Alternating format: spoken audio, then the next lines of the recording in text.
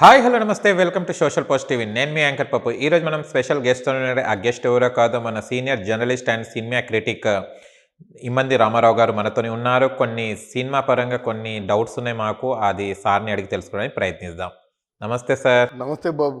చూస్తే కనుక చాలా మంది మన యావత్ భారతదేశం మొత్తం ఆనందంగా ఉంది ఎందుకంటే రామ్ మందిర్ నిర్మించడం జరిగింది ఇప్పుడు ప్రారంభోత్సవానికి రెడీగా అయిపోయింది సిద్ధంగా అయిపోయింది ఈ జనవరి 22కో 23కో ఉంది అందరికి ఆహ్వానం కూడా వచ్చింది అండ్ రీసెంట్లీ 2 రోజుల ముందు కూడా అక్షంతలు కూడా ప్రతి ఇంటికి కూడా కొంతమందికి పంపించడం కూడా జరిగింది దీని అంటే ఇంత పబ్లిసిటీ అండ్ ఇంత పెద్దగా గ్రాండ్ గా చేయడానికి రీజన్ ఏంటి సార్ అంటే చాలా వరకు టెంపుల్స్ నిర్మాణం అవుతూనే ఉంటాయి కానీ అయోధ్యలో రామ్ మందిర్ అనగానే ఇంత పబ్లిసిటీ ఇంత డిసిప్లిన్ గా ఇంత చురుగ్గా చేయడానికి రీజన్ ఏంటి సార్ దీని వెనకాల ఏమైనా రాజకీయ హస్తం ఏమైనా ఉందా లేకుంటే అందరికి ఒకేలాగా ఉండాలి అందరికి ఇది ఒక దేవాలయం లాగా ఉండాలని చేస్తున్నారా?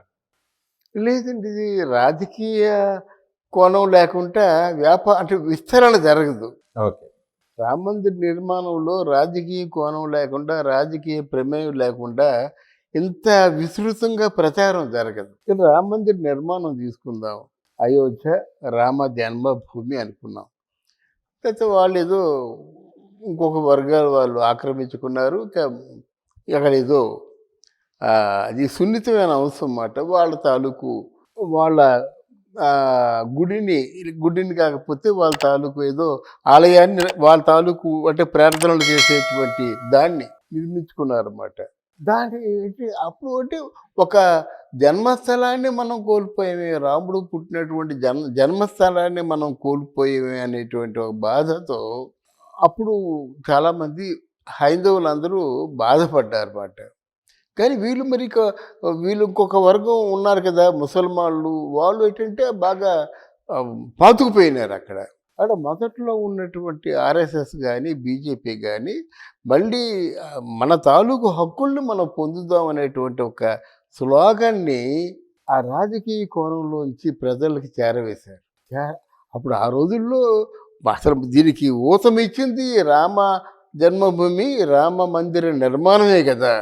మొదట వాళ్ళ తాలూకు స్లోగన్ ఏంటంటే అక్కడ ఉండే అంటే మనది కానీ ఇంకొక మతస్థులు తాలూకు ఏదో ఉండడం ఎందుకు, మనకి ఆ ప్రార్థనా స్థలం ఉండడం ఎందుకు అని వాళ్ళు ఎలాగైనా మా హక్కుని మేము పొందుతామని చెప్పేసి కరసేవకులు మొత్తానికి ఆర్ఎస్ఎస్ హిందువులు వీళ్ళందరూ కలిసి పడగొట్టడం జరిగింది. దాని తాలూకు తర్వాత అదే పడగొట్టడం జరిగింది.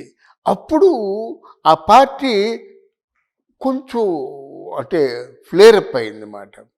అమ్మో వీళ్ళు ఉన్నారా, హిందువుల కోసం అకుంఠిత దీక్షతో పనిచేస్తున్నారనేటువంటి భావన ప్రజల్లో వచ్చింది. తర్వాత వాళ్ళ స్లోగన్ ఏంటి, రామ మందిర నిర్మాణం. అమ్మో అందరికి కావడుతుంది కదా, మనకి రామ మందిరం అంటే ప్రతి వాడ ప్రతి పల్లె ప్రతి పట్టణంలో వీధి వీధికి కూడా రామ మందిరం ఉంటుంది కదా. అంటే రాముడు పుట్టిన చోటే రామ మందిరం ఉండడం అన్నది చాలా గొప్ప విషయం కదా. అంటే మరింత విస్తరించింది పార్టీ, చూసారా. తర్వాత కొంచెం ఆ పార్టీని ఆలంబనగా చేసుకుంటూ వీళ్ళు బాగా పెరిగారు. అంటే అద్వానీ వాజ్పేయి వాళ్ళు ఏంటంటే దాన్ని రాజకీయ కోణంలో కొంతవరకు చూశారు కానీ దాన్నే విస్తరణ చేయడం కానీ దాన్నే అంటే మిస్యూజ్ చేయడం కానీ జరగలేదు. తర్వాత దాన్నే అంటే ఒక ఊతంగా తీసుకున్నారు, దాన్నే స్లోగన్గా తీసుకున్నారు. ఇప్పుడు నిర్మాణం పూర్తయిపోయింది. ఇది మన ప్రాపర్టీ, హిందువుల ప్రాపర్టీ. రామ మందిరం అన్నది రాముడు పుట్టిన చోటే. అక్కడికి వెళ్ళినట్టయితే రాముడిని మనం ప్రత్యక్షంగా చూడగలం, ఎందుకంటే కనిపిస్తుంది. మన వెంకటేశ్వర స్వామి మనకి ఎందుకు ఇష్టం అంటే అక్కడ స్వయంభూ అక్కడి నుంచి వెలిసాడు కనుక మనకి ఇష్టం. అంతేగాని మనకి బిర్లా టెంపుల్లో ఉన్న స్వామిని చూస్తే మనకి అది ఉండదు కదా. అక్కడ స్వామి ఇక్కడ స్వామి. అలాగే రామ మందిరం అంటే ప్రతి ఒక్కరు కూడా ఇక ముందు రామ మందిరానికి వెళ్ళే వాళ్ళందరూ హజ్యాత్రికుడు ఎలాగైతే వెళ్తున్నారో ఈ రామ మందిరాన్ని చూడడానికి కూడా అలాగా తండోపతండాలుగా రేపు భవిష్యత్తులో హిందువులందరూ వెళ్ళబోతున్నారు అన్నమాట.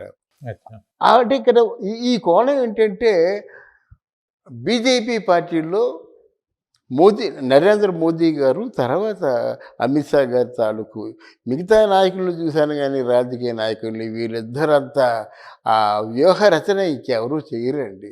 జనాల్ని మెస్మరైజ్ చేస్తారన్నమాట.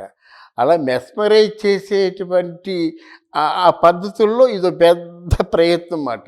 ఇది ఇది ఏం ప్రయత్నం చేస్తారు సార్? మరి రామ మందిర్ నిర్మాణం అయిపోయింది, ఆరంభిస్తున్నారు కదా, అవును. అందరికీ ఆహ్వానాలు పంపించారా కదా, అది మామూలు విజయం కాదు కదా.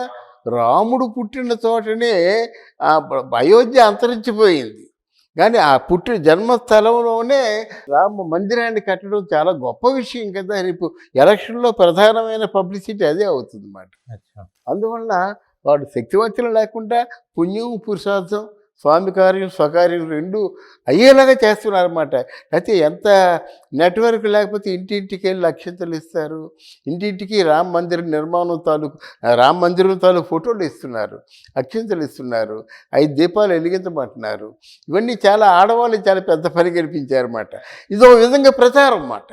ఇంటింటికి ప్రచారం, ఇంటింటికి వెళ్ళి మీరు చెప్పలేరు కదా, ఇంటింటికి వెళ్తే వాళ్ళు చెప్తున్నారు అన్నమాట. ప్రతి ఇంట్లో చెప్తున్నారు, ఏ ఇంటిని కూడా మిస్ చేయటం లేదు. అమ్మ మేము ఆ మతస్థులం కాదమ్మా, క్రైస్తవులు అన్నా సరే, కానీ వినండి అమ్మా మీరు అని చెప్తున్నారు అన్నమాట. చాలా ఓపికగా చెప్తున్నారు, చాలా పట్టుదలతో వాళ్ళు పబ్లిసిటీ చేస్తున్నారు అన్నమాట. సో ఇట్లాంటి వాళ్ళు బీజేపీకి చాలా మంచి ఊతం అన్నమాట. మంచి అది ఏమంటారంటే మేము సాధించిన విజయంగా చెప్పుకుంటారు. దీనిలో ఎంతోమంది పోయారు కదండి కరసేవకులు, ఎంతో ఎంతో గలాభ జరిగింది కదా, ఎన్నో ప్రాణాలు పోయాయి కదా. అంటే ఆ మందిర నిర్మాణం అంటే మసీదుని కూల్చినప్పుడు ఆ బ్లాక్ డే అంటూ ఎంతమంది పోయారో చాలామంది. ఇది అంటే హింస చోటు చేసుకుంది కదా. ఆ వివరాల జోలికి వెళ్ళకంటుంటే, అది కాకుండా ఇప్పుడు ఇంత ప్రశాంతంగా రామ మందిర నిర్మాణానికి అంటే దేశంలో పూర్తిగా ప్రతిష్టాత్మకంగా నిర్మించినటువంటి నిర్మాణం అది ఎంత ప్లస్ పాయింట్ అవుతుంది ఆలోచించండి. రేపు పొద్దున ఇంటింటికి ప్రచారం అన్నమాట. ఆ రామ మందిర్ నిర్మాణం చేసినటువంటి బీజేపీ పార్టీకే మీరు ఓటేయండి అంటారు. అది ఓకే. ఎలక్షన్లో పెద్ద కాయిన్గా ఉపయోగించుకుంటారు దాన్ని. అండ్ ఇది చూస్తే కనుక మన హైదరాబాద్ వాసులే అక్కడ మొత్తం ఏదైతే ఉందో ఫర్నిచర్ వర్క్ ఏదైతే ఉందో మొత్తం వుడ్ వర్క్ అంతా మొత్తం మన హైదరాబాద్ బోయిన్పల్లి వాళ్ళే దీన్ని చేస్తున్నారట. దీన్ని ఎలా అంటారు సార్? అంటే అదృష్టం మన హైదరాబాద్ వాళ్ళకి దక్కిందని.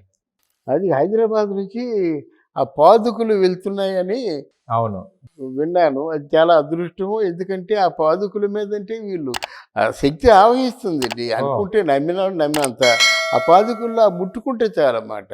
అయితే పాదుకులు ముట్టుకునే అవకాశం కల్పించాలని అనుకుంటున్నాను నేను.